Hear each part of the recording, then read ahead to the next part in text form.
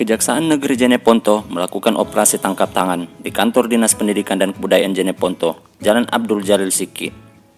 Operasi tangkap tangan ini dilakukan sekira pukul 12.30 waktu Indonesia Tengah di salah satu ruangan kantor Dinas Pendidikan Jeneponto yang dipimpin Kepala Seksi Intelijen Kejari Jeneponto, Muhammad Nasran. Informasi yang dihimpun oleh reporter kami di lapangan, salah satu kepala seksi Dinas Pendidikan Jeneponto yang berinisial S dan sejumlah pegawai lainnya di bagian gaji sertifikasi guru ikut terjaring dalam OTT ini. Berikut liputannya.